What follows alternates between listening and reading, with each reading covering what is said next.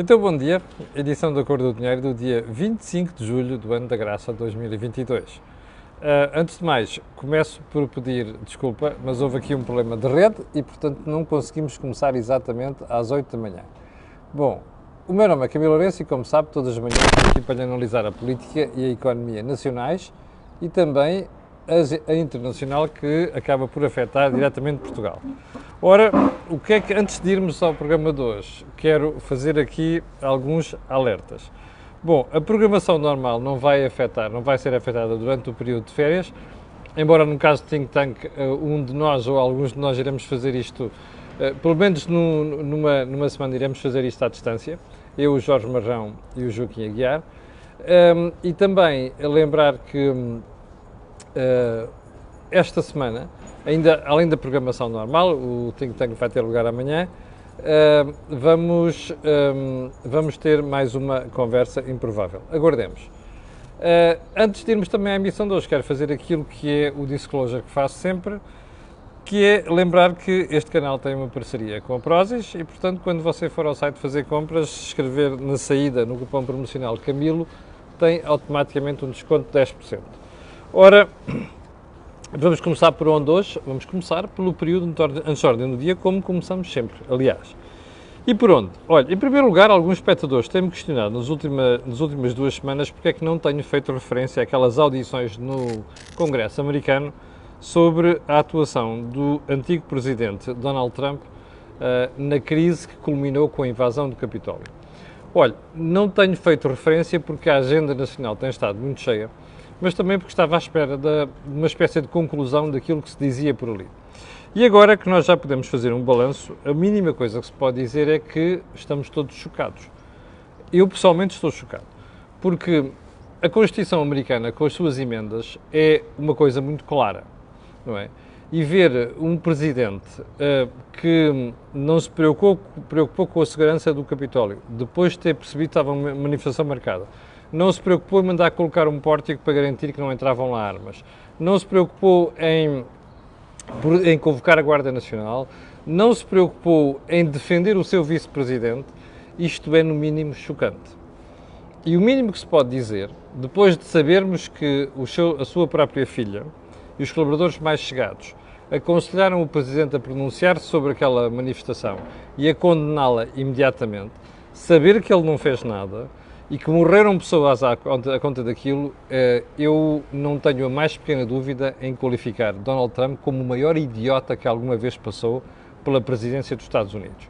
E mais, sinto-me envergonhado, porque sou uma daquelas pessoas que desde miúdo e ao estudar a história americana e o constitucionalismo americano, tomei-o como meu paradigma, como meu exemplo, sinto-me vexado como democrata por perceber que os Estados Unidos deram aquele espetáculo.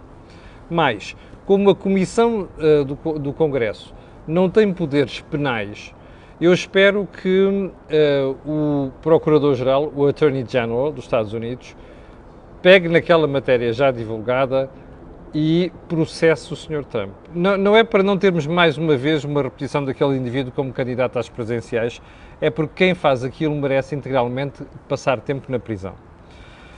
Ponto seguinte, a festa do chão da Lagoa do PST na Madeira e a marcação de terreno pelo PST. A festa do chão da Lagoa merece 2 comentários, um de brincadeira, que eu já vou fazer a seguir, e o segundo que é mais sério. Luís Montenegro, como já se percebeu, tem uma agenda muito bem montada, não é?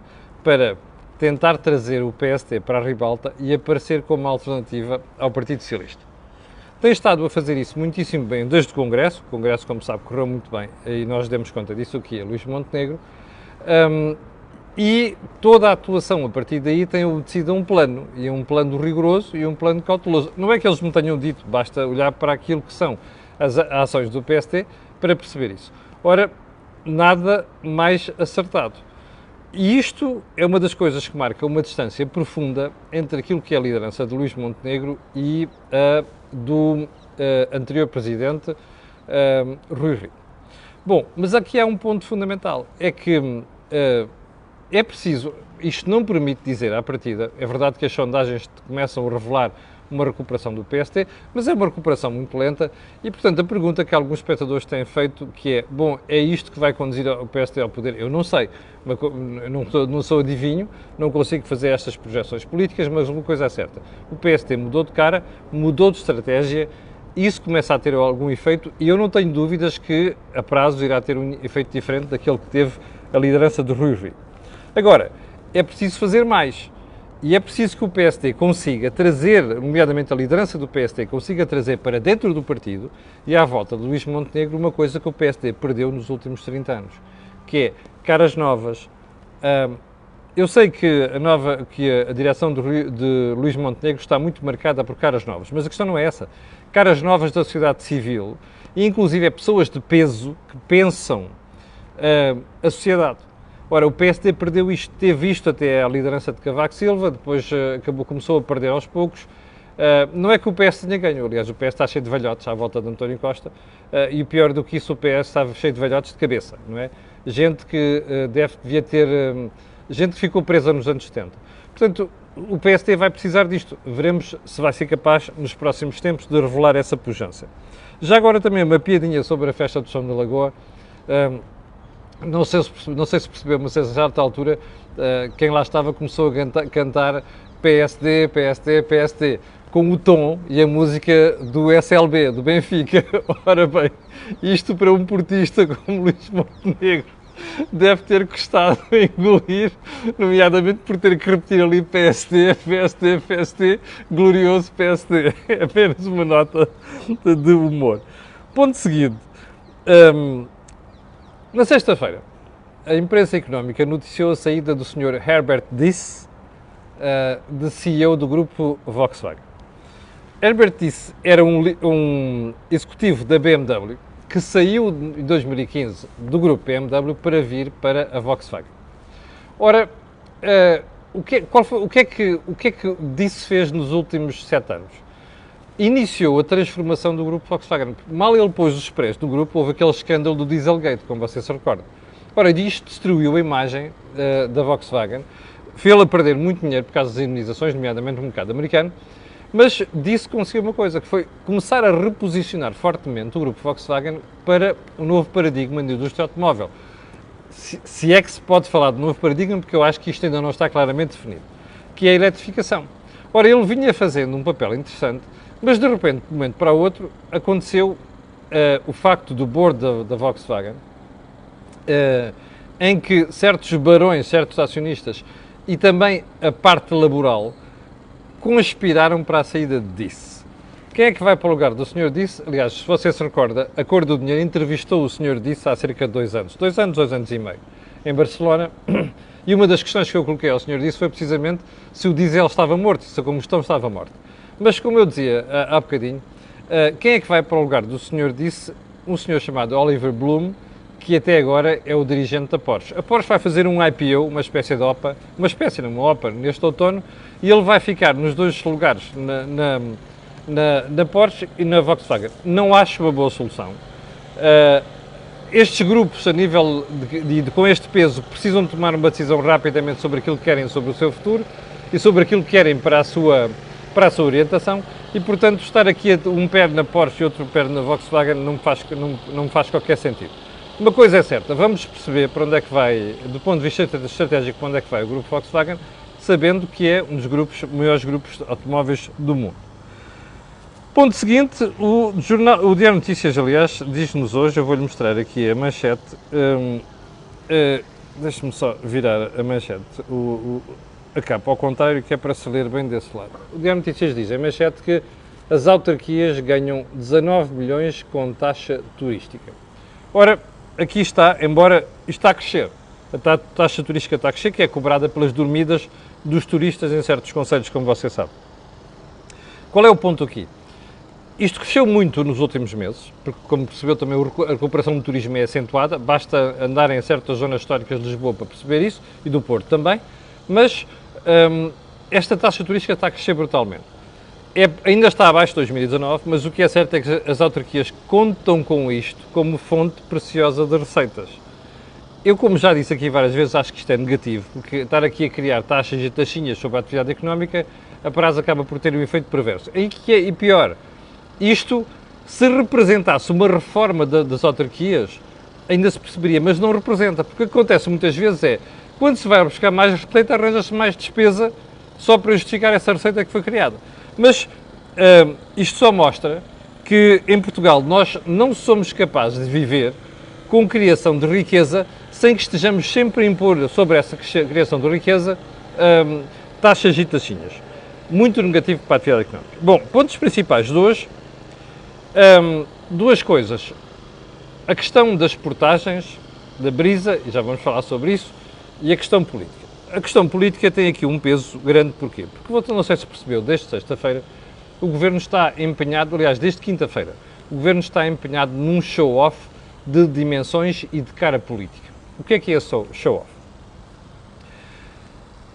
Desde quinta-feira, primeiro no Parlamento, António Costa apareceu com uma nova cara a tentar desfazer aquilo que era a descoordenação dentro do Governo e desde esse dia até ontem nós assistimos a um Conselho de Ministros feito fora de Lisboa, no Alfeite, com deslocações de ministros, direitos a imagens de televisão, coisas muito simpáticas, uma profusão de fotos, nomeadamente a dar ali um ar de cordialidade, de entendimento entre os vários ministros.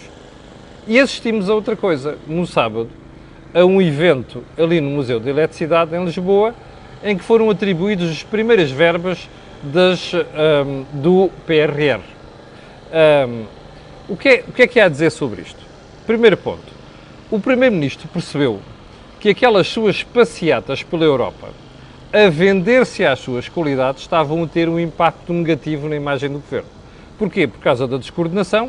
E não apenas da descoordenação, porque o que estava a suceder era uma espécie de política desgarrada, que era cada Ministério, na ausência do Primeiro-Ministro, aliás, acontece sempre com qualquer Primeiro-Ministro, cada Ministério, na ausência do Primeiro-Ministro, ou parava, ou então tomava as suas próprias iniciativas. O exemplo mais paradoxal foi aquele conflito entre Pedro Nuno Santos e o Primeiro-Ministro a propósito do aeroporto de Lisboa. E, portanto, António Costa quis desfazer esta imagem. Portanto, dali aquela imagem de, bom, afinal, eu distraí-me aqui um bocadinho, mas estou de novo a segurar as rédeas do Governo. Por um lado. Por outro lado, esta ideia da assinatura e entrega das primeiras verbas do PRR quis passar para a comunidade empresarial e para a sociedade civil a ideia de que o Governo, afinal, não está preocupado apenas em concentrar o dinheiro para o Estado. Como você sabe, as ações empresariais, as empresas, os analistas têm realçado nos últimos tempos que o PRR vai, na sua esmagadora maioria, para o Estado. Nomeadamente para colmatar aquilo que é um investimento que o Estado não fez nos últimos 6 anos, desde que António Costa assumiu o cargo de Primeiro-Ministro. E, portanto, estas iniciativas servem para isto. Bom, é bom dizer duas coisas. Primeiro, as pessoas não são estúpidas e percebem que este súbito golpe de comunicação, a que não é alheio o novo assessor que António Costa tem na área da comunicação, serve mesmo para isso, para fazer, para criar photo-ops, não é? Photo-opportunities e passar uma imagem diferente. A segunda questão, e é muito importante referir isto, é que não é porque se realizou uma cerimónia em que se entregam os primeiros dinheiros a empresas, a iniciativas empresariais no âmbito do PRR, que isto vai mudar aquilo que é a percepção que se tem do PRR. O PRR foi concertado, foi pensado e está a ser implementado para ajudar o Estado, empresas públicas, setor público, para fazerem aquilo que não fizeram nos últimos 7 anos. Portanto, isso não vai ser apagado. Bom, primeiro ponto e o ponto mais importante da conversa de hoje. Já deve ter tido a oportunidade de ver no fim de semana, aliás, antes de irmos à questão da brisa. Desde quinta-feira, aliás, desde o programa de sexta-feira, tenho recebido aqui perguntas de espectadores, aqui na Cor do Dinheiro, mas também da CMTV, a perguntar, porque nós falámos disto na CMTV na sexta-feira, a perguntar, bom, o Primeiro-Ministro anunciou na quinta-feira no Parlamento um conjunto de medidas para minimizar o impacto da inflação a partir de setembro. E os espectadores perguntam duas coisas. Porquê a partir de setembro, se as pessoas já estão a sentir isto na pele? E, em segundo lugar, o que é que está a ser preparado? O que é que está a ser preparado eu não sei. Mas não é difícil adivinhar. Ou seja, há umas pistas que podem apontar para aqui. Onde é que o Governo tem sido severamente criticado na questão da falta de apoios às pessoas mais necessitadas? É naquela prestação de 60 euros por trimestre, portanto 20 euros por trimestre. E o facto de ser uma prestação one-off. Portanto, o mínimo que se pode pensar é, com muita probabilidade, o Governo vai atuar aqui, sobre este problema. Bom, mas isto não esgota o problema. Porque onde é que estão as duas maiores clientelas do Governo? Ok? Vamos pensar do ponto de vista social. Onde é que estão as duas maiores clientelas do Governo? Estão no setor público, nomeadamente na função pública, e estão nas pessoas que recebem prestações sociais, nomeadamente pensões. Portanto, é muito provável que nós assistamos nos próximos meses, nomeadamente a partir de setembro, em anúncios à volta desta área. Por exemplo, quanto é que os funcionários públicos tiveram de aumento este ano? 0,9%. Não é descabido pensar que o Governo, embora já tenha dito que não, vai fazer uma pequena compensação, eventualmente a partir de setembro. E o mesmo se diga dos reformados. Bom, e não só dos reformados, outro tipo de prestações sociais. Porquê? Porque a perda em relação à subida da inflação é muito elevada, nomeadamente no caso dos funcionários públicos. Bem, no caso das pensões não há muito a fazer, porque também, é verdade, tem que ser coisas simbólicas, porque o Governo já tomou decisões nesta matéria, como sabe, nomeadamente a atualização extraordinária das pensões. Porquê é que isto é preocupante? Primeiro, porque como vocês já percebeu, qualquer pessoa já entendeu isto na Europa, a inflação que nós neste momento temos é por excesso de dinheiro. E, portanto, os governos o que estão a fazer é dar compensações a reformados, a grupos mais desfavorecidos, que faz sentido, mas também a funcionários do Estado e, em muitos casos, a empresas, como se aquilo fosse a medida mais adequada. Não é. Aqui ao lado, em Espanha, a Comissão Europeia está farta de avisar o governo espanhol que não pode fazer aumentos das pensões na mesma dimensão da inflação. Porque isto significa meter mais dinheiro na economia e perpetuar a taxa de inflação. A pergunta desse lado pode ser, mas está-se a prejudicar as pessoas. Pois, mas o problema é que se não se limitar um bocado o poder de compra agora, nós vamos continuar a ter um problema no futuro, nomeadamente subidas mais acentuadas das taxas de juros e o risco de recessão.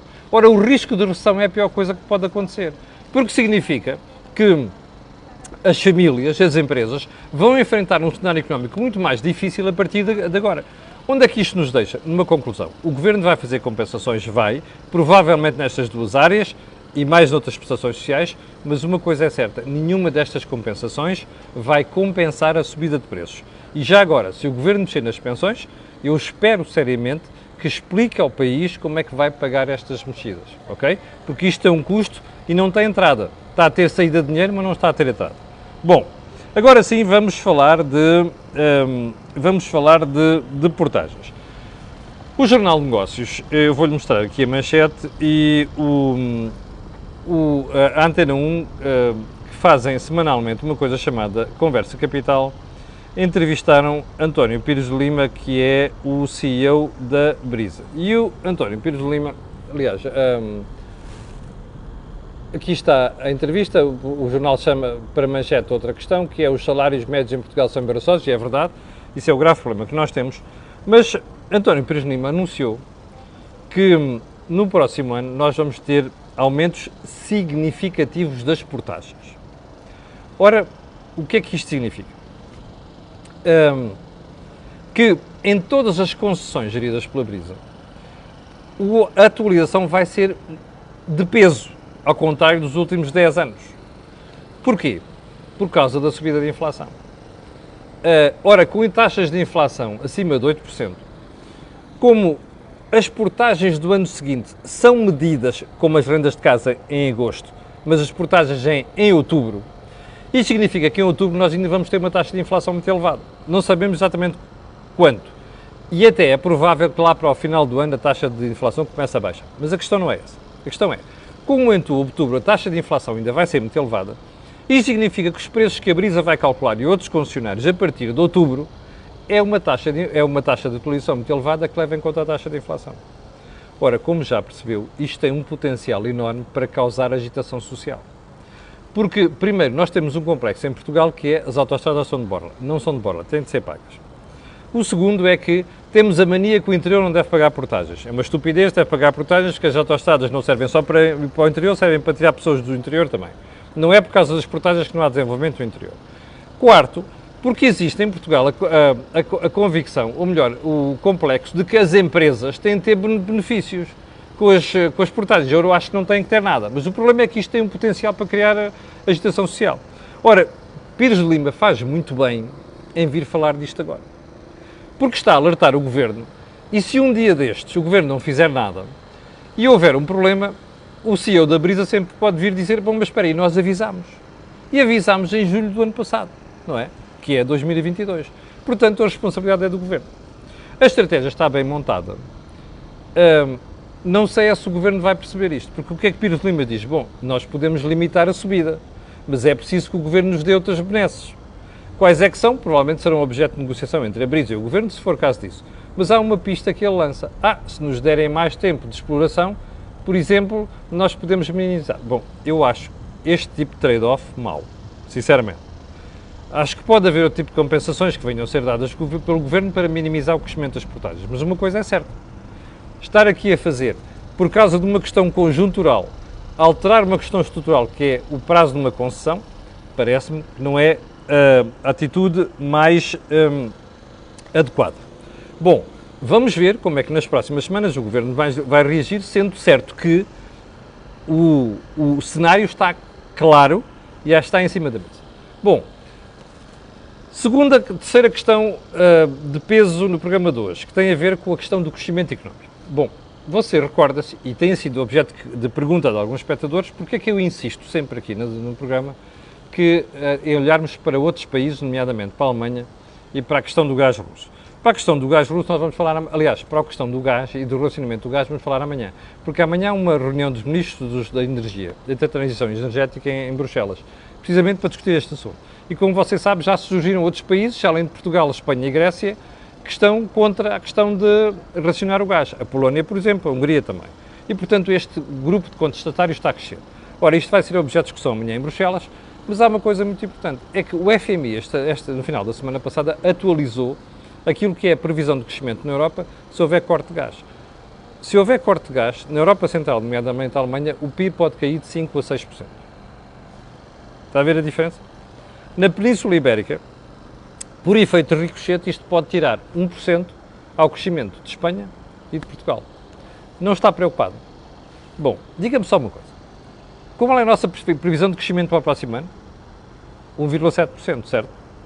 Bom, imagine que nós levamos uma ratada de 1%. Para onde é que vai a economia? Está a ver porque é que eu digo que os receios de inflação, de recessão estão a crescer na Europa? E está a ver porque é que eu digo que em Portugal o Governo já devia ter falado nisto, devia estar a parar a população para isto e nós devíamos estar a conversar sobre isto como sociedade civil? Não estamos. Vivemos no oásis, certo? Só acordamos quando as dificuldades nos batem à porta. Bom, é conveniente estar atento. Se o Governo não faz essa reflexão, faça você. Porque nós vamos ter que ajustar a nossa vida a novas condições da economia nos próximos meses. Bom, chegamos ao final do programa de hoje. Quero pedir a quem está a ver e aqueles que vão ver e aqueles que ainda vão ver, aquilo que peço sempre, que é colocarem um gosto e fazerem partilha nas redes sociais. Já sabe porquê? Aquilo que houve aqui, não houve em mais sítio nenhum. Tenham um grande dia, para aqueles que estiverem de férias, umas boas férias, e espero por si amanhã às 8 da manhã. Obrigado, com licença.